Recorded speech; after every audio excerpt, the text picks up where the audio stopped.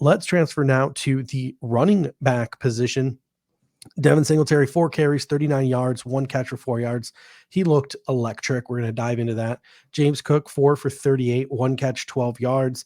Zack Moss, 4 for 19, 2 touchdowns. Duke Johnson, 5 for 55, 2 touchdowns. And Raheem Blackshear, 5 for 58, and then 2 catches for 21 yards. Both Duke Johnson and Raheem Blackshear got some kick return work in as well. Let's start with RB1, Devin Singletary. What were your thoughts on Singletary's game? He looked, the word I used when I was talking to my brother was like, he looked sturdy to me, like running through. Like his balance looked good. He looked like he had a little more burst maybe than we've seen from him in the past. Obviously averaged just under the 10 yards of carry and had the long of 18, but some good moves out of him, right? A couple spins, some good cuts. Like he was decisive with his running. And I think at times in the past, that's been something that maybe has plagued him, right? Him trying to kind of make guys miss behind the line of scrimmage is kind of maybe led to some runs for negative plays, but you don't see any of that in this game at all, right? He's looking very decisive, looking very confident, and powerful, right? So he's never going to have that long speed, but he's going to have enough burst for you that he can make something happen, as evident from, his long of 18. Like, don't expect, like, other than like funny enough, the Denver game 2 years ago where he had the long touchdown run, but like these longs of 18, like he's probably not going to be the guy that's going to be busting off 40, 50 yard runs, but like he can bust off 12, 15, 17-yard runs, and those yardages can add up in a hurry. So I was really impressed with how he ran the ball. And the biggest thing for me just seemed to be his decisiveness and his knowing where he needed to be, knowing where he wanted to cut and get upfield. And it is very clear that he is RB1, and it's an interesting conversation, right? Because I think the past 2 years, there's been the Zack Moss camp and there's been the Devin Singletary camp, like who should be RB1, but I don't think it's a question anymore. Like Devin Singletary is RB1, and he showed why on Saturday. Yeah, I mean, you use that word decisive, and I think that is what sets Devin Singletary apart from the rest of the running backs in this group. He's definitely the most decisive. I think he's definitely like the one with the most wiggle, like the guy who's going to make you miss in a phone booth type. Yep. And it's pretty clear to me after this game that each of these 3 running backs have sort of carved out their niche or what they're going to be doing this football season. And I'll get to the other 2 as we get to them. But for Devin Singletary, he looks to me like he's going to be the most reliable of the running backs, that go-to guy, the guy you go to whenever you're concerned about whatever. He's a first and a second down guy. He's a guy who can milk the clock late in the game. And he's a guy who can sort of carry the load if you have to run the football more in your game plan, whether it be because of weather or whatever. So Devin Singletary is going to be that go-to guy, especially on early downs, with that decisiveness to get you into those 3rd and short situations when you do run the football. So I think he's really carved out that niche. And I also think the Bills probably trust him the most of all the running backs in their group. But speaking of trust, you have a rookie in James Cook. He's got to earn the trust of the coaching staff. I think he went a long way till doing that to doing that today. What were your thoughts on James Cook's performance? Smooth runner, patient.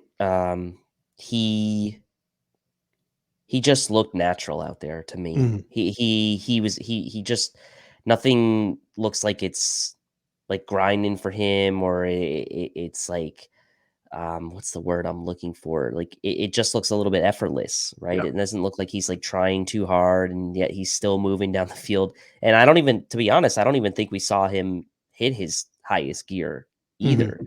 And so you look at what ends up happening with his stat line, like it's a very similar line to Devin Singletary, right? 4 for 38, 9.5 at the long of 19. And we saw that one run, notably the 19-yard run down the left sideline, where the patience and the balance, and I think it was Greg Vorse and maybe some others described it as very Alvin Kamara-like. And it was, right? He's not Alvin Kamara, obviously. Like he's got to prove a lot of things before he gets to that type of comparison, but you can see why people are making that comparison on specific plays, right? Because it looks like effortless. The balance is something Kamara's known for. That was clear there.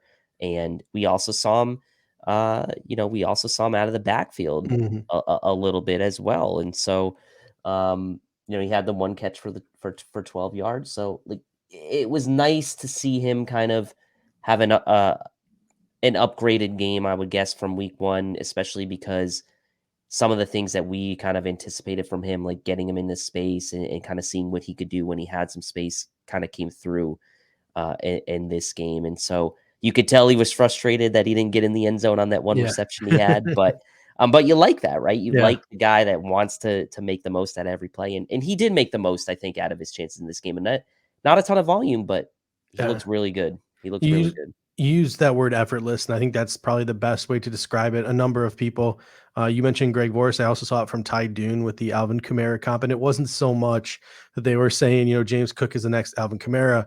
Right. Alvin Kamara just has a way and an ability to control his speed where he could be, standing stagnant or, looks like he's jogging because it's so effortless. And the next thing you know, he's hitting that high gear. He has that control of his speed to go from, 40 to 65 in like the snap of a finger. That's the Yep. kind of ability that James Cook has that no one else in our running back room has, that home run hitting ability, the ability to control that speed. So it's going to be important to get that on the football field this year. He's going to be that chess piece. I think they're going to ease him in his rookie year. I think the responsibilities could grow as the season progresses. He only had one pass block rep this entire game. And that's something that he's going to continue to have to work on, improve to the coaches, especially if he's used on things like passing downs, because they can't always send him out in a route because that just sort of gives away a tell as to what's going on the play. But he's going to be a chess piece. He's going to be active on passing downs. He's going to be active in the hurry up offense. That's going to be his role, probably what they wanted JD McKissick to be this year when they tried to sign JD McKissick. But blessing in disguise, you probably got a way more high caliber of a player with a higher future ceiling in a James Cook, a guy who can take on more responsibilities as his career progresses. But early on, like you said, that chess piece is the role that seems like he's going to be carved out for. And you mentioned the reception, 1 for 12 yards. Greg Thompson had a great tweet. Oh, really nice to know that that's in our offense now. We can just dump the ball off to the running back and he can go run for 10 yards. Like that's something that we Yeah. haven't had before. You saw Devin Singletary catch a similar ball. It's not fair to compare the two plays, but he caught it and he only went for 4 yards. I'm not saying it's because Devin Singletary's slow. Obviously, there are different things in the game, but a lot of times last season when guys like Devin Singletary or Zack Moss caught the ball out of the backfield, it was for a 4 or 5 yard gain. James Cook just took that 112 yards. So a little bit different element there when he catches the ball out of the backfield, even on something as simple as a dump off. But speaking of Zack Moss, who I just mentioned there, 2 touchdowns, 3 technically if you count the callback for holding, even though it was the same drive as his second touchdown. To me, I was watching this game. Eric Turner, one of my favorite comps, he compared him to Travis Henry, especially on that touchdown that got called back. To me, it was Utah Zack Moss is back, and I think he's going to be an absolute red zone vulture this year. What do you think about Zack Moss's game and the elements that he brings to this football team? If he can be consistent in that role down near the goal line, it brings a very um it opens up things for the Bills because I Mhm. think in the past, not that Devin Singletary's bad at the goal line, but there was a lot of like, well, maybe Josh Allen just needs to like run it in himself, or maybe like this is just we're always gonna be Takes a kind of like lot of pressure off. a pass first team with maybe Josh Allen having the option to run Mhm. down the goal line. Now all of a sudden you actually add a legitimate goal line running back threat. You can do a lot of things off of that. Josh Allen bootlegs. We could see a lot of effortless touchdown runs into the end zone from Josh Allen off of Mhm. bootlegs because of Yeah. now the threat of RPOs. Zack Moss if he kind of becomes that consistent. Yeah. So it definitely makes things a little less tight and a little more variable for the Bills offense down in the red zone. And when it's tight like that, you need that, right? Because it's obviously Mhm. less field for the defense to defend.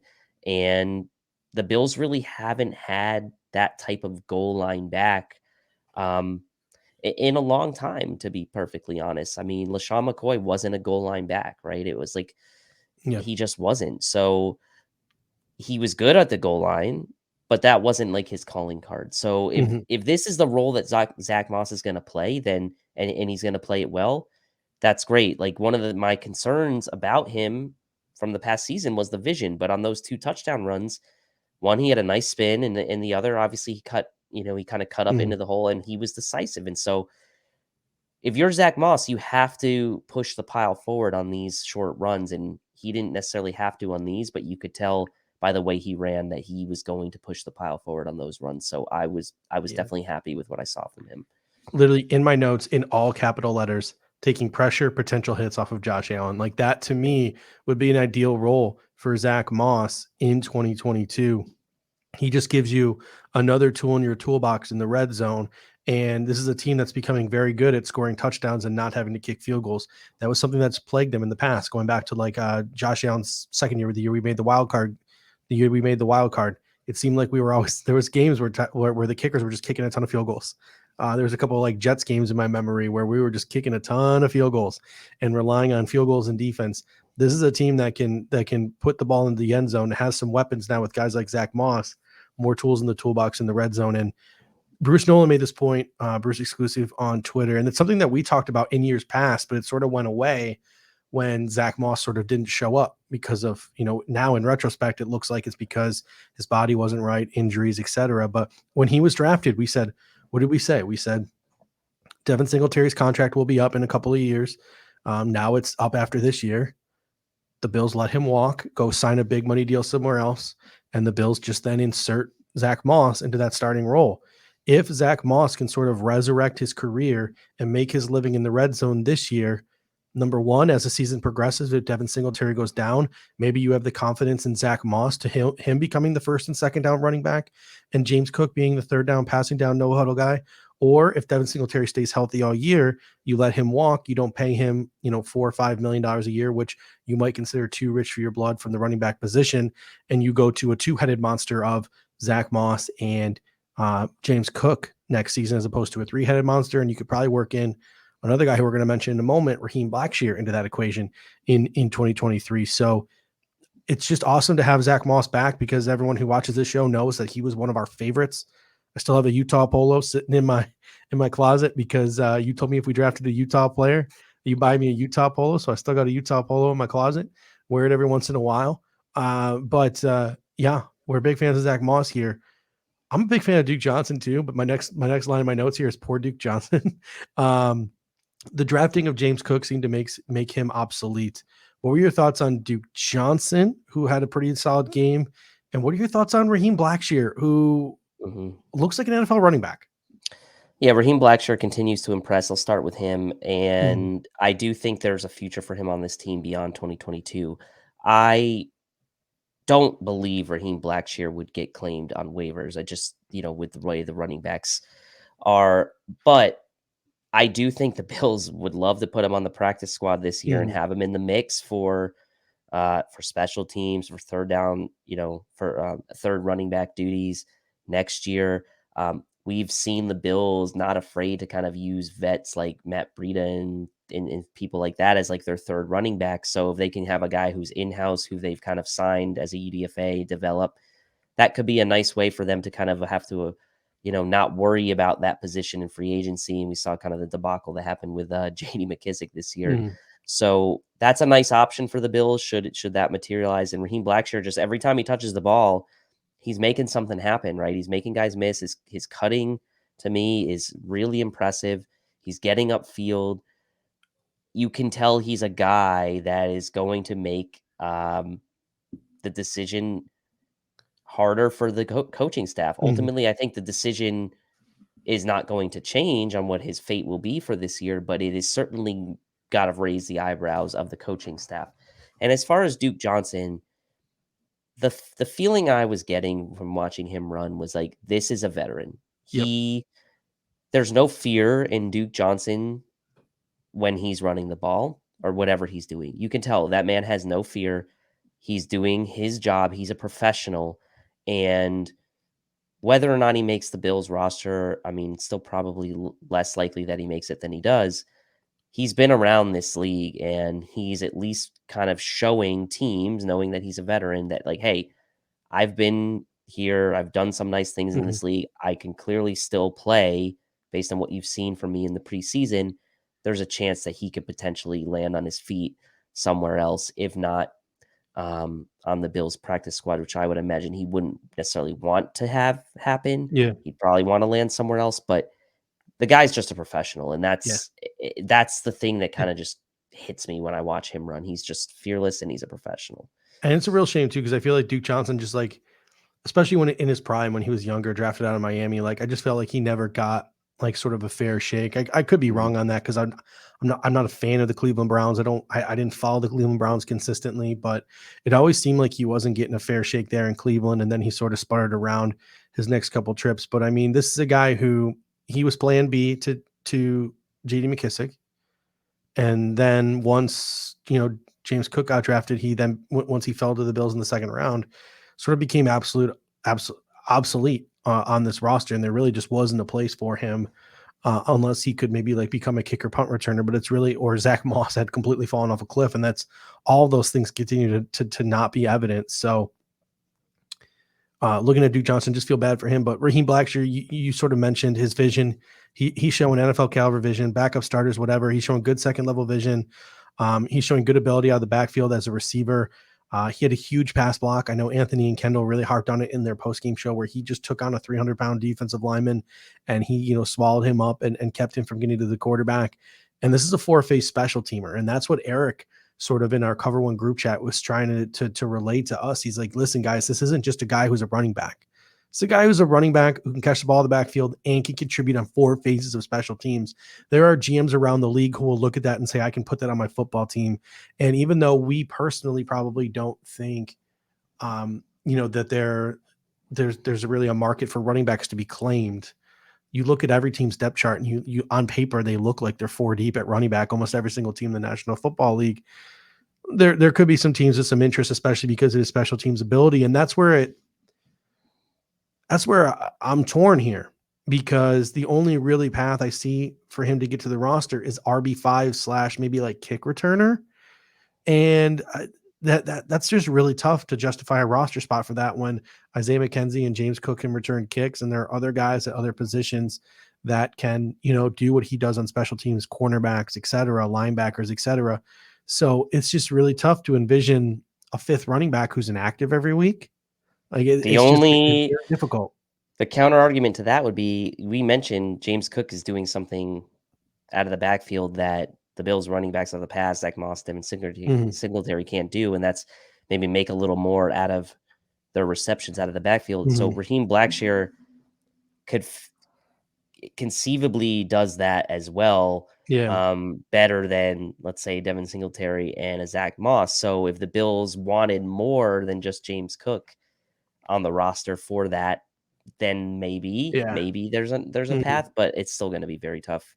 Yeah, I mean, my counter argument to that would be like, you're not going to, like, James Cook literally could split out and be a slot receiver. I don't know if you're going to get that out of Raheem Blackshear, but I can understand that he's probably better out of the backfield than a Zack Moss or a Devin Singletary. But like there are four names that I have highlighted as we go through the show: Raheem Blackshear, Isaiah Hodgins, Quentin Morris, and Baylon Spector.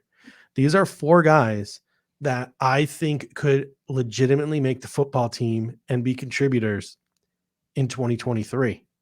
And that's what makes it very difficult to sort of subjugate them to waivers. Ideally, you could get those four guys on the practice squad: Jamison Crowder, Jay Kumaro, their contracts expire. And is Isaiah McKenzie to fill the void, or not Isaiah McKenzie, Isaiah Hodgins to fill the void as wide receiver 4. Oh, Devin Singletary gets a contract somewhere else. Zack Moss goes in to be 1A, 1B with James Cook. Raheem Blackshear fills in as that number 3. Tremaine Edmonds, you don't know what's going to happen to him in free agency. Baylon Spector slides in to give you competition or depth at that middle linebacker spot as he develops. And Quentin Morris, OJ Howard expiring contract, Tommy Sweeney expiring contract. He's a guy who could come in and step in and be maybe TE2 or TE3. Dawson Knox has an inspired contract as well. Hopefully he's back. So those are the four guys where if they make the team, they're probably not doing jack shit in 2022, but I really want them here in 2023. And that's what makes this so difficult. So that's something to keep an eye on as we go along here. Well, the math would say that you're probably going to, at worst, keep 3 out of 4 of them. Yeah. So, the chances of you getting snagged 3-4 of those guys from on waivers is pretty low. So you'd like to think that even if you did, Yeah. the power of the numbers, you'd keep 3 out of the 4 of them. And at the same time, like Brandon Bean went out and found, Balin Spector in the 7th round. Next year he spends a 5th round pick on a middle linebacker. Who's to say that guy isn't better? We got Khalil Shakir in the 5th round. Who's to say we can't go out and get wide receiver 4 next year? In a guy like, drafting in the middle rounds again. Same with tight end, same with running back. So it stinks because you grow attached to these players, you like these players, but in reality, we're probably going to lose some of them, and it's going to suck. It's going to sting.